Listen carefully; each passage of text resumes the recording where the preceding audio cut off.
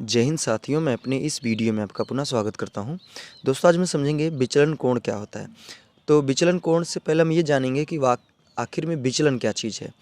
तो विचलन की परिभाषा ये है कि अगर कोई भी वस्तु गति कर रही है तो अपने वो वास्तविक मार्ग से अगर वो भटकती है तो उसी क्रिया का नाम है विचलन। जैसे एग्जांपल में समझिए, सपोज दैट कोई वस्तु है इस तरफ गति कर रही है तो इसका रियल मार्ग कुछ ऐसा सीधा है, लेकिन वो क्या करे अपने रियल मार्ग से या तो इधर चली गई या तो इधर चली गई। तो हम कह सकते हैं कि ये क्या कि अपने रियल मार्ग से विचलित हो गया, यानी विचलित का मतलब भटक गई। जैसे अगर हम आपको एक एग्जांपल की बात करें तो जैसे होता है कि हमारे भारत में बहुत से भगवान हैं, तो सभी लोग की आस्था अपनी अलग अलग होती है। तो मान लीजिए अगर कोई व्यक्ति किसी एक भगवान को मान रहा है तो अगर उसके साथ ऐसी कुछ घटनाएं घटित हो जाती हैं कि अपने उस भगवान से क्या करता है, उसकी जो आस्था होती है वो उसकी आस्था कम हो जाती है। यानी उसको लगता है कि हाँ, जो जिस भगवान को मैं मान रहा हूँ वो मेरे लिए सही नहीं है, तो फिर वो किसी दूसरे की ओर अग्रसर होता है। तो फिर लोग यही कहते हैं कि जो इनका मन है वो क्या हो गया, विचलित हो गया। यानी कहने का मतलब जिस भगवान से इनकी आस्था थी उनसे इनका मन क्या हो गया, विचलित हो गया। विचलित होने का मतलब इनका मन भटक गया, अब उनके प्रति आस्था नहीं है, वो किसी दूसरे के ओर अग्रसर हो चुके हैं।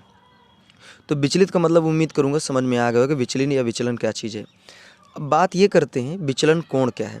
तो विचलन कोण की परिभाषा ये है कि जब प्रकाश की देखिए यहाँ पे हम प्रकाश की किरण की बात करेंगे, तो यहाँ पे जब प्रकाश की किरण एक माध्यम से दूसरे माध्यम में प्रवेश करती है तो वह अपने वास्तविक मार्ग से जितना कोण विचलित हो जाती है वही उसका दरअसल कहलाता है विचलन कोण। जैसे एग्जांपल में समझिए, मान लीजिए यहाँ पे प्रकाश की किरण विरल माध्यम से सघन माध्यम में आ रही है और यहाँ पे प्रकाश की किरण सघन माध्यम से विरल में जा रही है।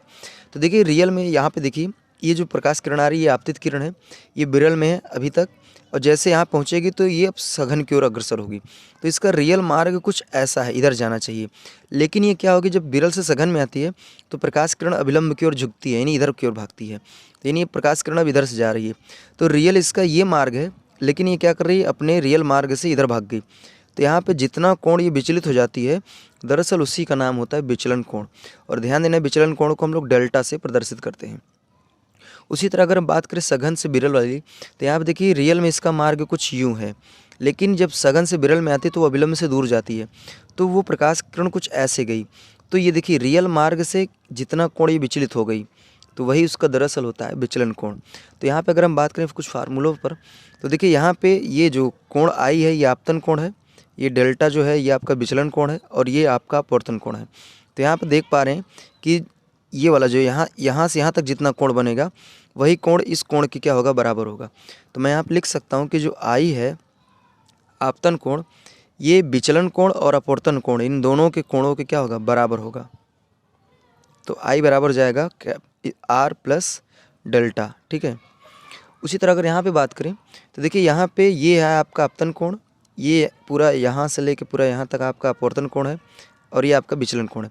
तो हम कहें कि यहाँ से यहाँ तक कितना होगा, तो यहाँ से यहाँ तक हो जाएगा आर में से हम क्या करेंगे, डेल्टा को घटा देंगे।